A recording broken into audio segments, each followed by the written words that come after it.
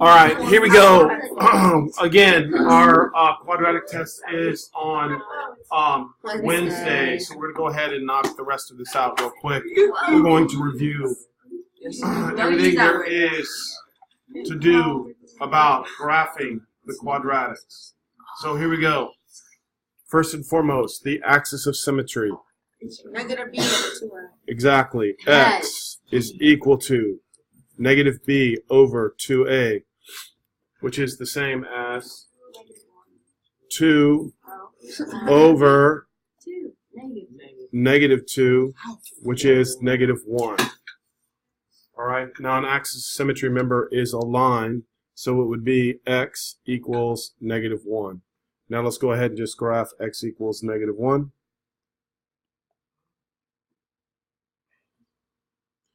Which would be something like that. That's your axis of symmetry. All right, now, to find the vertex, you plug negative 1 into the function. So we would say f of negative 1 is equal to negative parentheses negative 1 squared minus 2 times negative 1 plus 8.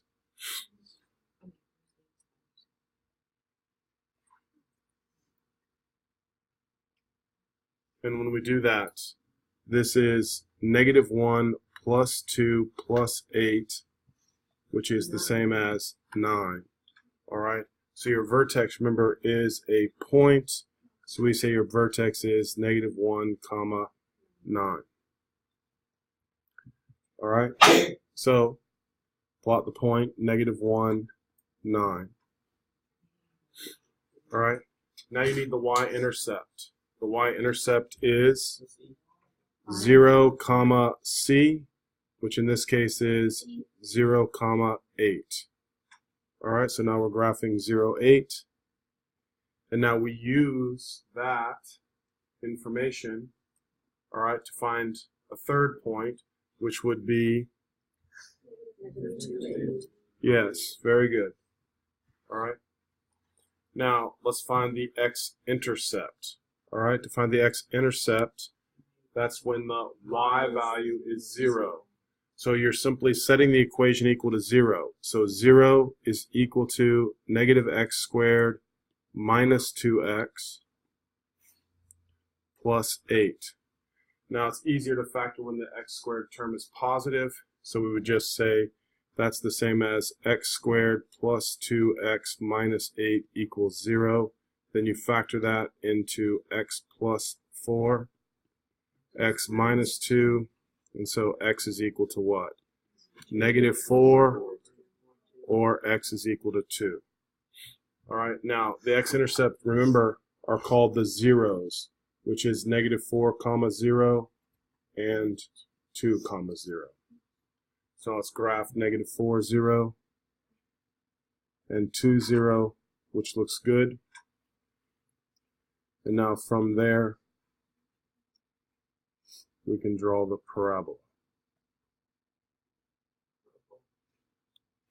Yes, that's what we're looking at. So the domain for your quadratic is always all reals.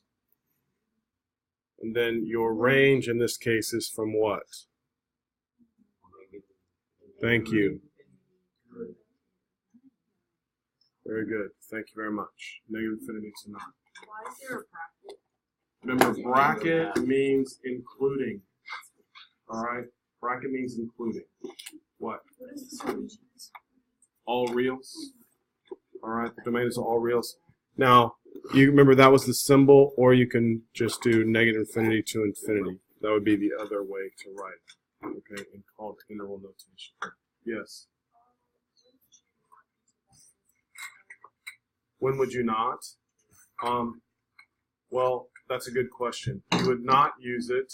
Remember when we had those other kind of different functions where it was including or not including? If I said x is, for example, greater than 1, it would be an open circle. Oh, it's always all reals for a quadratic, yes. All right. Now, just to review with you something we said last week as far as, the transformations. All right. Does everybody understand we said this was reflected, right? Because of the negative. You agree with that?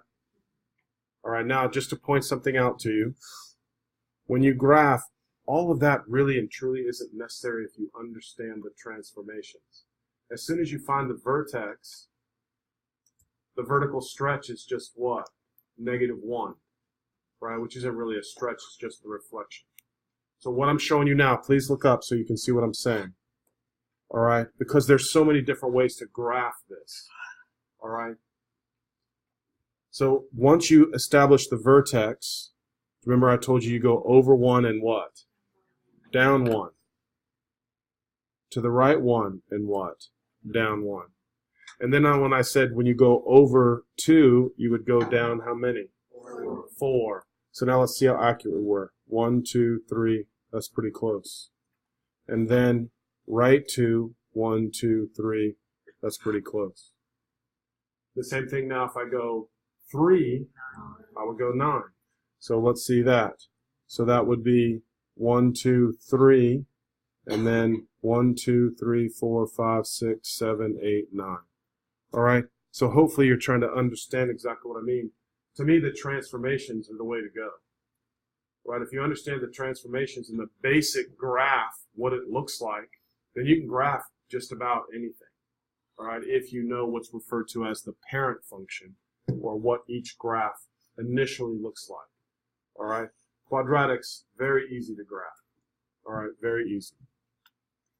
All right, so I want to talk about question number 4 because I want to talk about intercepts, all right, when you can't factor. I want to talk about intercepts when you can't factor. All right, we need to review that. All right, so here we go for question number 4 now. All right, again, the axis symmetry. X equals what? Negative b over 2a, so it'd be -6 over -2, which is 3. Thank you.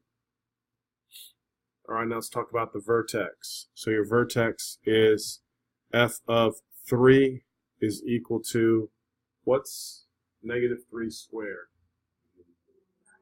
-9, right? I need you to be careful with that because you're squaring the 3 first, then making it negative. All right?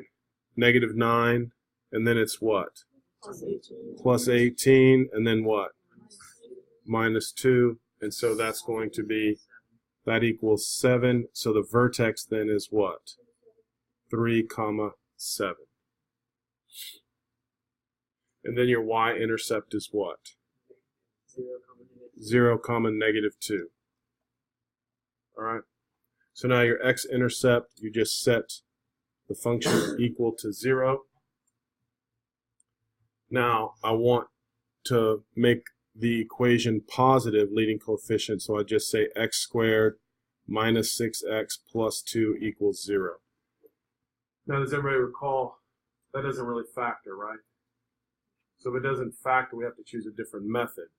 One of the methods was completing the square. One of them was quadratic formula. And we always kind of agreed that really the quadratic formula is the easiest thing to do.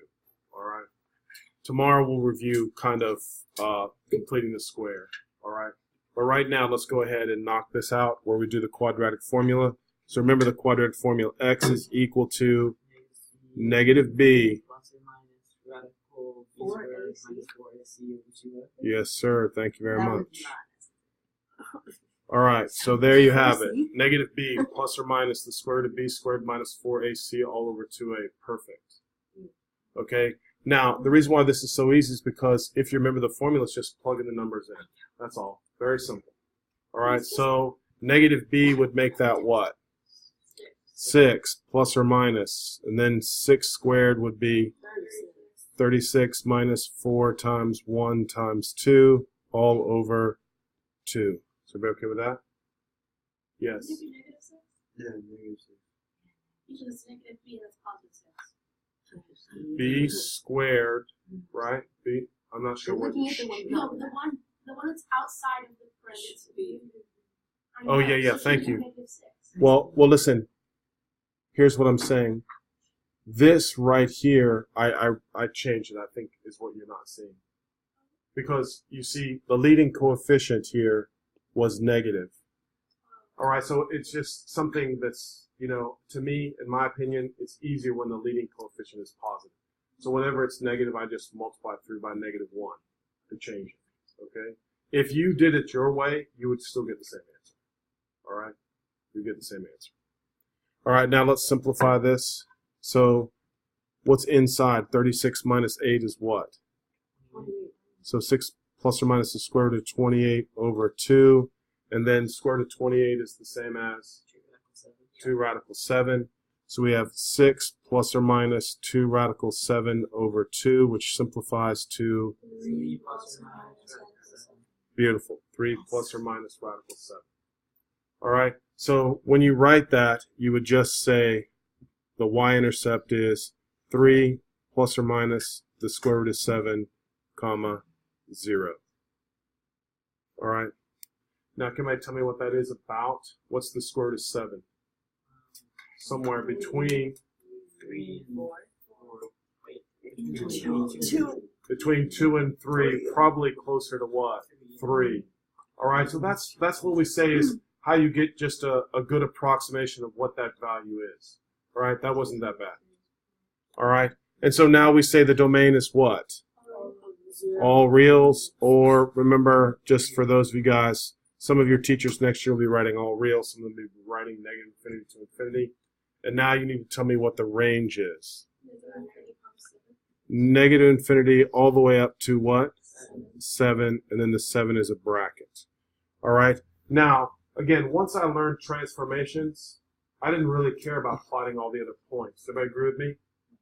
All right. Hopefully that's the way you feel about it. All right. Because to me, it's easy. All right. What is the axis symmetry again? X equals 3. So I'm just going to draw x equals 3. Then I'm going to find the vertex, which is what? We're going to find 3, 7. So let's plot the point 3, 7. Now, I'm just going to use my my understanding of transformations. From that point, I'm going to go over 1 and what? And then left 1, to the right 2, down 4. Left 2, down 4. Right? And then finally, you can draw it, but we're trying to find the X intercept, correct? So to estimate the X intercept, that would require us to go what? To the right 3 and down what? 9. So I'm going to go to the right 3, 1, 2, 3, then I'm going to go down 9. 1, 2, 3, 4, 5, 6, 7, 8, 9. All right, so if I put a dot right there now, I'm going to come up here and erase that, and then I'm going to use the axis symmetry 1, 2, 3, 1, 2, 3. And again, to me, that is much easier than trying to graph 6 plus or minus, or 3 plus or minus the square root of 7. All right, Nicholas, tell me what's up. When you first plotted the first 2 points, like why don't they how do you know that they go down? Because the leading coefficient is negative. Because the leading coefficient is negative. You hear me? All right? That means it's been reflected. All right? That's what that means. And like I said, guys, you'll be happy if you understand what I'm saying, because next year you'll be graphing all different kinds of functions. And if you understand the transformations, the graphing is very simple. All right? A lot of people think it's really difficult. All right, does anybody have any questions with that graphing? Yes, ma'am. You just do this all in the calculator. Yeah, but as someone just mentioned, your teacher next year may say no calculators at all, ever. All right? So again, but everything that I've taught you how to do by hand and using the calculator. All right? So it should be not a big deal. All right? Shouldn't be a big deal at all. All right? Plus, I'm trying to show you it's an easy thing to remember anyway. All right? What's really difficult, the only thing that I say is difficult is remembering the formula for what? The vertex. Right? If you can just remember negative b over 2a. All right? But later on, you only have to remember that formula. When you take calculus, there'll be an easy way, a really easy way to find what the vertex is. All right? Now, number 5, what is that the graph of? A line. So to graph that, we're just going to go what? Up 8, down 2 over 1. All right, I don't want to waste time with that. Number 6 is also a line. I want you to take care of that. Now, for 7, 8, 9, or those problems there, all right, I want you to remember 16 through 24 is what? Calculator. All right, you have to know how to use the fourth root on the calculator. If you don't know how to use the fourth root on the calculator, I don't recommend that you do that. I recommend that you write it as 916. Please pay attention because we didn't really do a whole lot of this. The fourth root is the same as to the what power? To the 1/4. Thank you, whoever said that. That is exactly correct. So if you want to do the fifth root, it would be to the 1/5 power. All right? You would write it as a fraction. All right? So you can type all of those in on the calculator. That was to help you with that. 7 through 15, those are just some basic ones that you should kind of know. All right? If you don't know them, I really don't mind you use your calculator, but it's not necessary to use your calculator. And then down here, let me go ahead and do a couple SAT questions now, all right, with you. And then you can just review what you need to review. All right, let's everybody take a look at question number 27. All right, everybody look at number 27. It says, which of the following equation has a graph in the xy plane with no x intercept? All right, somebody tell me which two I can cross out automatically. Say?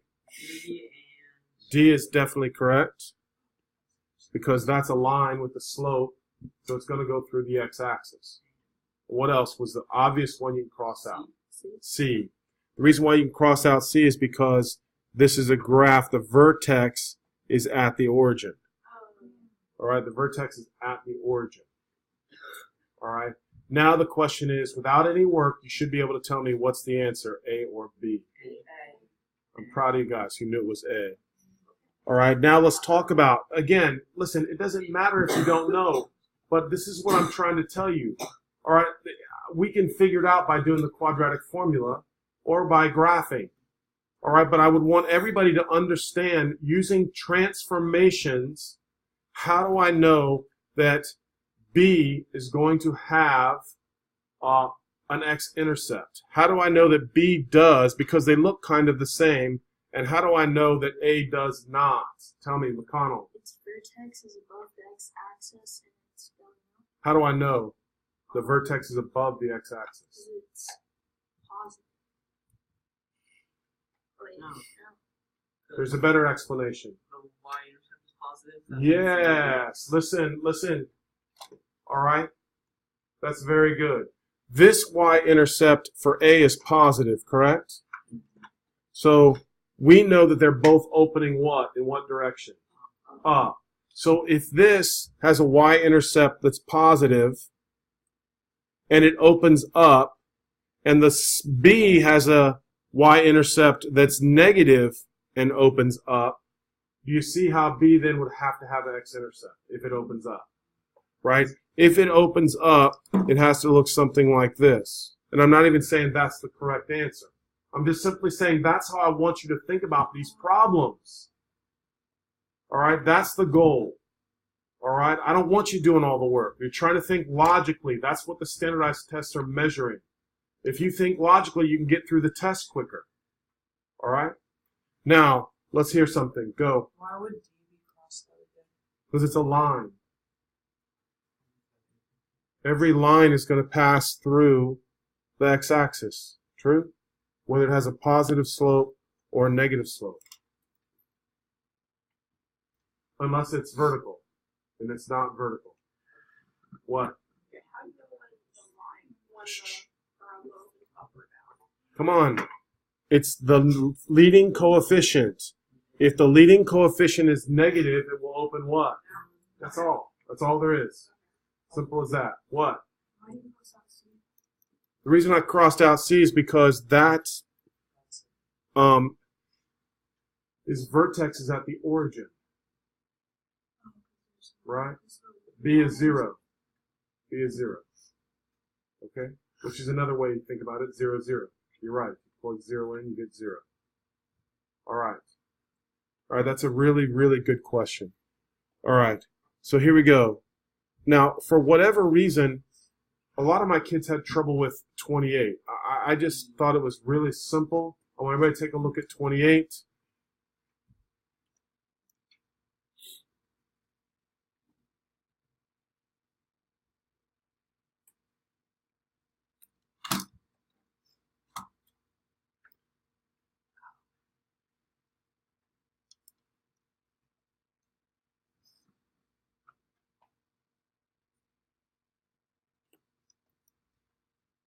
All right, somebody tell me what they think the answer is. E. So I got a B so far.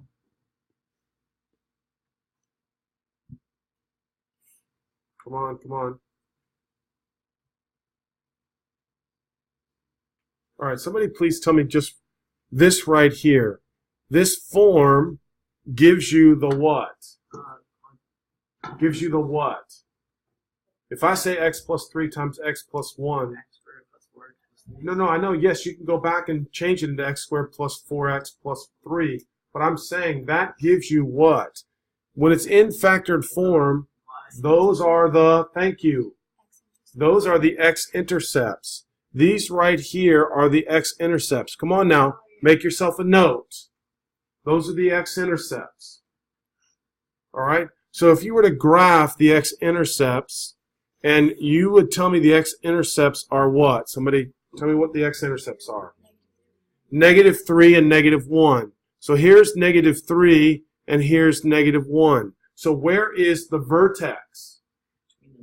Between those two, specifically what number? It has to be -2 because everything is symmetrical. That's what you're supposed to remember. Everything is symmetrical. So here we go. So I'm drawing this line. The vertex is always on the axis of symmetry, which means we know that the vertex is at x equals what? -2. So which one of those answers has -2 for an x value? Everybody see that now? B. Now some of my kids said, well, we know it's between -3 and -2. I don't see this as a what? -2, so they were confused. It doesn't say between the two zeros. It just says between these intervals. Come on now. That's very good information. All right? Very good information. Anybody have any questions with that? All right. Let's do a couple more just to make sure. All right. Everybody should be able to knock out mental math on number 29.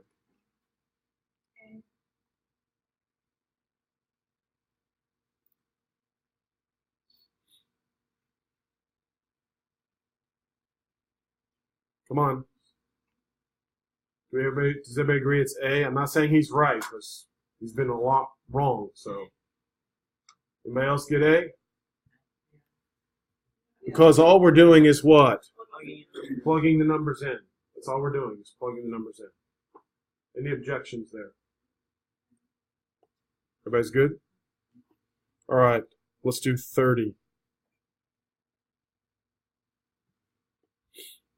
That's just mental math too. You all should be able to do what? Factor that, set the factors equal to 0 in your head.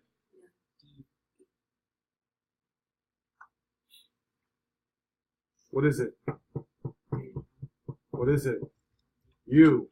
You already said the answer. No, I did it wrong. What did you say the answer was? You got it right. I thought you said you're right. Oh, just because somebody else said Oh my it. god, I told you. Yeah, I did. I just said it was D. What the heck? I said it was D because I thought it was D. Yeah, now, generally on standardized tests, those are the types of problems that they put on because there are two possibilities for 6 that equal 5. One of them is -6 and +1. It's also what? -2 and -3. And my theory on standardized tests is they put the mistake generally before they have the correct answer because they want you to jump to that right away. All right, does everybody see that? That wasn't that hard. But a lot of people made mistakes on that. All right, so here we go. This is kind of embarrassingly easy, so let's just everybody knock out 31.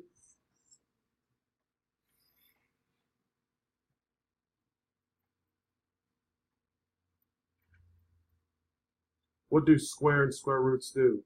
Cancel. So does everybody agree? What's the answer? C. Yeah, it has to be C. All right, it has to be C. All right, I agree with you. How's that on a high school entrance exam? All right, so again, I feel like that's pretty good. We did some review on the SATs. Now listen, your job is to finish this whole thing. All right, that's your job. It's not that hard. Double check your answers with your what? Calculator. Make sure you know how to use your calculator. Then tomorrow I'll have another little review. And tomorrow we're just going to review completing the square. And we just reviewed quadratic formula. But I feel like completing the square is something we should do. All right, so finish that up. Nice, easy day. Wednesday's a test. Then we do polynomials, and then we have a test on polynomials.